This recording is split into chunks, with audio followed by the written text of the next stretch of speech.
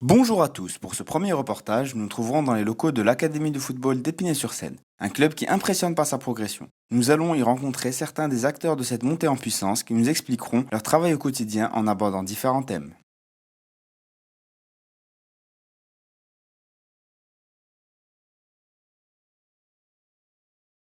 Mamoru Traoré, éducateur du groupe U14, nous a reçus lors de ses 2 premières séances d'entraînement.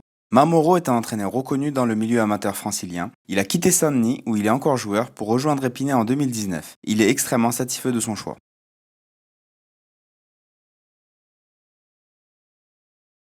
Donc Mamoru, pour ce premier entraînement de la saison, qu'est-ce qui était au programme pour ce groupe de U14? Au moins faire une séance qu'on voit tous ensemble, une séance légère, on a fait un test Cooper. Ils ont récupéré un peu, on a repris sur les gammes, un peu de gamme, contrôle, passe, vraiment simple, histoire de reprendre un peu. Un petit parcours musculaire, avec un peu de pompe, un peu de gainage, un peu d'abdos. On a fini par un petit jeu, technique devant le but. On part lundi pour 4 jours au stage en Normandie à Olgat. On a tout qui est réuni pour bien travailler. J'ai un très bon groupe de qualité, c'est la génération 2008. On joue au niveau R3 et moi je pense sans prétention, on peut jouer au niveau R1. On a fait des matchs amicaux en fin de saison, on a perdu 0 match. On a fait des tournois, un à Lyon, on perd en finale au tir au but contre l'FC Lyon. Un à Montfermeil, on perd en demi-finale contre Argenteuil aussi. Un autre à Grigny, on perd encore en finale. Mais moi je coach avec le 14, je ne suis pas tout seul. J'ai un staff, j'ai Gérian, j'ai Amar, j'ai Luis. Il y a Walid le jeune aussi qui va nous aider de temps en temps. On a un très bon groupe et j'espère vraiment qu'on va atteindre l'objectif. On ne va pas se cacher, hein. Moi on veut monter en R2.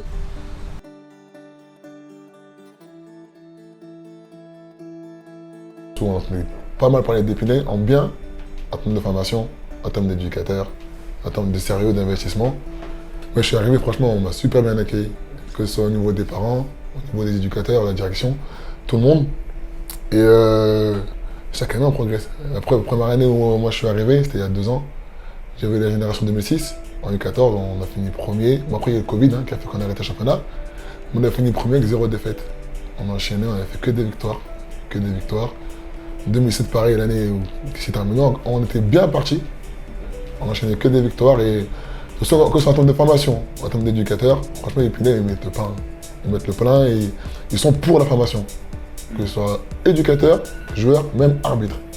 Et les filles aussi qui commencent à évoluer, il y a pas mal de filles aussi au club.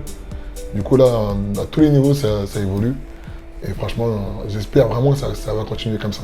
L'AFE compte dans ses rangs des entraîneurs dévoués. Parmi eux, Sabri, éducateur U16 ayant grandi et joué à Épinay-sur-Seine, est donc bien placé pour nous parler de la progression du club et de son attachement à la ville.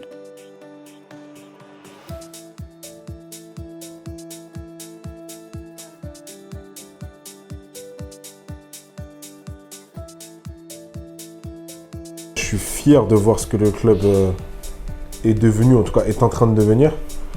Tu vois, moi j'ai connu, comme je t'ai dit, je suis arrivé au club, moi j'avais 6 ans. Tu vois, donc j'ai une attache particulière. Avec tout le respect que je dois aux éducateurs, moi que j'ai connus en tant que joueur, etc., on sent une réelle évolution, mais c'est parce que déjà au niveau des infrastructures, au niveau aussi le football aussi a changé.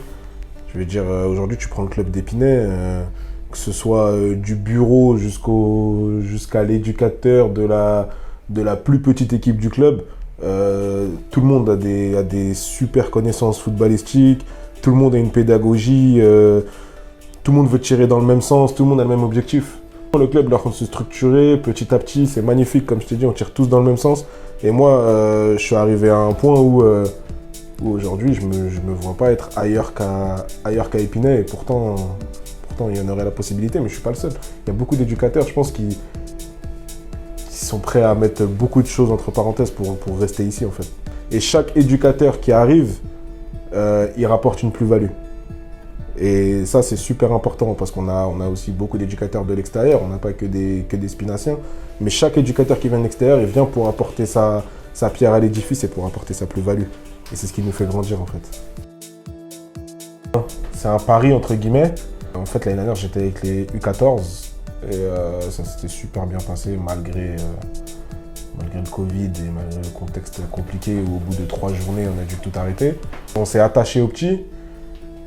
Il y a eu une relation particulière avec la génération 2007. Du coup, c'était important pour Mamoru, moi et les autres, de continuer à les suivre. Parce qu'on sait très bien qu'en U16, c'est plus compliqué, étant donné que la génération elle est sur 2 saisons. D'accord, donc forcément, ça limite les places, ça fait une concurrence plus grosse. On n'a pas eu la chance d'avoir une U15 Reg qui nous aurait beaucoup aidé. Le pari qui a été fait en concertation avec Mamoru et le staff U14, c'était que quelqu'un aille les suivre en U16, voire même en U16 D4, qui est la dernière division. Forcément, on sait ce que c'est, hein, les petits parlent beaucoup entre eux. Quand tu leur dis D4, ça fait rêver personne, on va pas se mentir. Et là, le défi, il était de tenter, c'est même pas tenter de retenir, c'est essayer de, comment dire, de les maintenir concernés. C'est-à-dire que c'est des premières années. Quand ils passeront deuxième année, ils auront une chance à saisir parce qu'il y a des petits qui, l'année dernière, étaient dans le groupe U14 R3 et qui, cette année, se retrouvent en U16 D4. Et on s'est dit que pour retenir ce vivier-là, parce que qualitativement, moi personnellement, il m'impressionne et je pense que je ne suis pas le seul.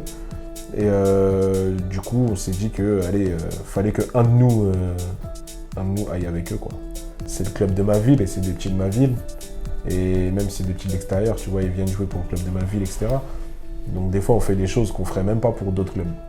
Parce qu'à un moment donné, ils ont aussi conscience que, ok, il y a le niveau du championnat, mais il y a aussi comment se passent les séances d'entraînement et comment se passe la vie du groupe. Et si tu arrives à les tenir avec ça, les petits, tu peux. Pendant un an, tu peux. Je m'entends super bien avec le coach des U16R2. Et j'ai des petits qui ont fait tout le mois de juin avec moi. Et à la fin du mois de juin, le coach des U16R2, il les prend avec eux.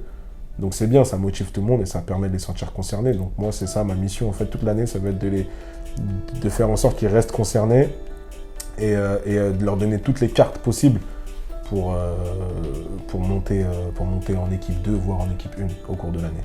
Parce qu'ils ont le potentiel pour. L'atmosphère régnant dans le club favorise la collaboration et l'entraide entre les entraîneurs. Après, quand un coach a une difficulté, il va demander à notre coach sur le thème est-ce que je peux améliorer, est-ce que je peux faire ci, je peux faire ça, c'est pas dérangeant. Mais on travaille toujours ensemble, quoi qu'il arrive. On n'est jamais l'un contre l'autre. Après, on peut être en désaccord, ce qui arrive, c'est normal. Mais à la fin, on fait toujours d'accord. On travaille souvent ensemble, en concertation. Il y a souvent des réunions, que le Mamadou, le directeur technique, qui fait des réunions à tous les éducateurs au début d'année, qui fait des réunions par catégorie, ce qu'il a travaillé, ce qu'il en a amélioré, et plein de choses comme ça. La montée en puissance sportive s'est accompagnée d'une volonté de structuration et de développement sur plusieurs volets. Parmi eux, la communication, la formation et les activités extrasportives.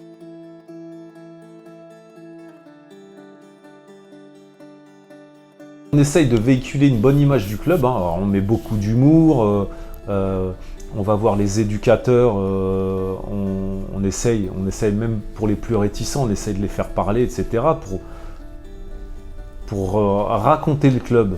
En fait, on le raconte au quotidien, ce qui se passe, les week-ends, les matchs. On essaye de faire des événements. C'est pas un travail facile, mais déjà, il faut beaucoup de temps.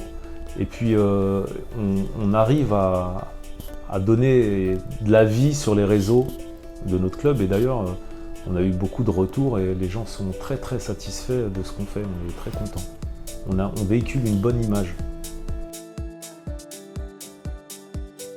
J'ai commencé le foot à 5 ans, jusqu'à mes 14 ans, j'ai à Saint-Denis.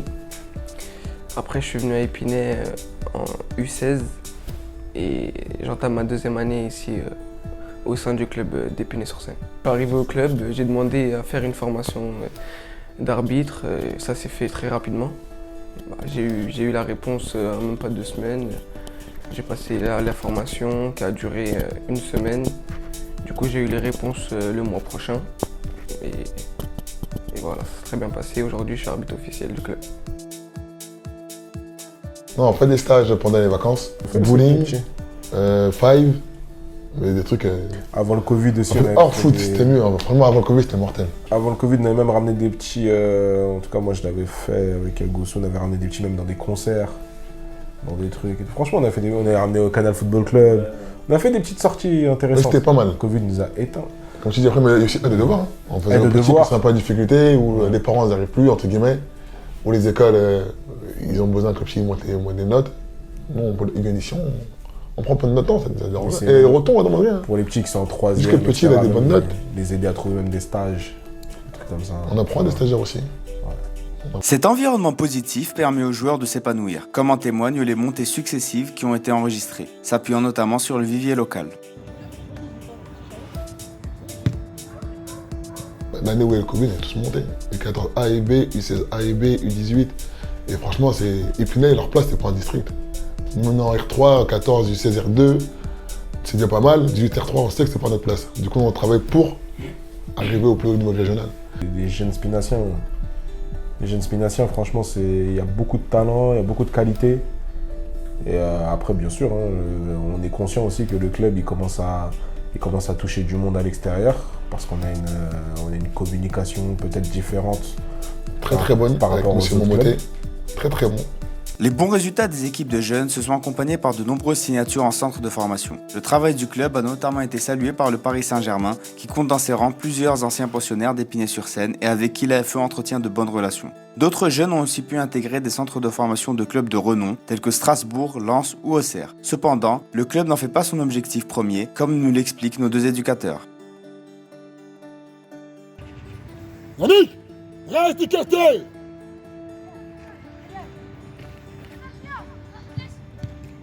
C'est même pas dans nos têtes. C'est même pas l'objectif principal. Le principal, c'est en école de foot progression, que les jeunes ils progressent bien, quand ils arrivent L'objectif, c'est progression en école de foot, U14, U16, U18, senior, vétéran, d'être bien classé pour essayer le premier rôle chaque année. Et après, si un petit arrive à signer, tant mieux pour le club, tant mieux pour l'enfant. Nous, on accompagne. S'il faut aider, on aide, ça ne dérange pas du tout. Donc, quitte à faire venir un gamin ici, s'il est en difficulté à l'école, on le fait, il y a des devoirs. Du coup, on est que pour ça. Mais l'objectif, c'est pas de signer avec le pro ou quoi que ce soit. Ouais. Après, ça fait la visibilité. Hein. Ça attire beaucoup de personnes.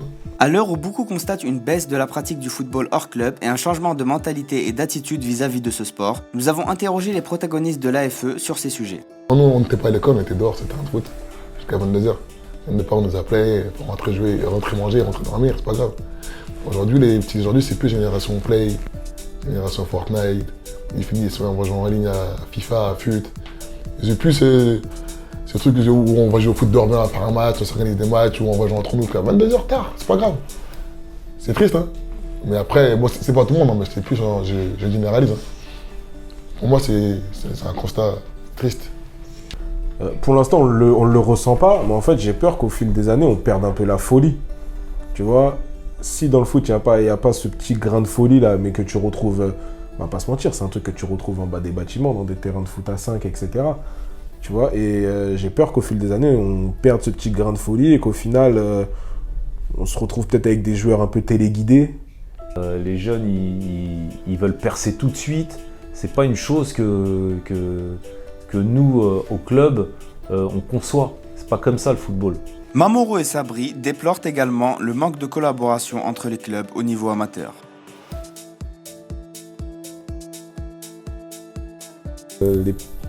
Ils ont tendance quand même à bloquer leurs joueurs, alors que ça devrait être une évolution. Moi, je pars du principe où le joueur ne t'appartient pas, même s'il a une licence chez toi en fait. Le joueur, il t'appartient pas, c'est pas parce que tu es son éducateur ou quoi que tu dois t'amuser à bloquer le petit, etc. S'il a une opportunité de 2-3 divisions au-dessus, il faut le laisser. Et j'ai l'impression que tous les clubs ne tirent pas dans ce sens-là, mais après, c'est le jeu. Donc c'est comme ça. Malgré ces quelques obstacles, l'AFE continue sur sa lancée avec une équipe volontaire qui souhaite emmener le club le plus haut possible en améliorant les conditions de pratique des licenciés, tout en gardant en tête que le football reste avant tout un plaisir. Nos deux éducateurs, Mamoro et Sabri, peuvent avoir le sourire, leurs deux équipes étant leaders de leurs poules respectives au bout de 6 journées de championnat. Avant de créer des footballeurs, déjà, on veut créer des bons garçons, des bons hommes, tu vois. Et avec l'appui des parents, évidemment, c'est pour ça que les parents ils nous confient leurs enfants. C'est pas forcément pour les ramener en centre de formation ou pour en faire des petits Mbappé. Hein. Il n'y en a qu'un seul d'Mbappé. Mais c'est pour en faire des bons garçons disciplinés, respectueux et respectables. C'est ça la première mission déjà. Il y en a, ils aiment le foot. Tu les vois quand ils arrivent, ils sont déjà à sourire. Ça, c'est mortel. Quand tu vois un petit rêve de loin et sourit, tu kiffes.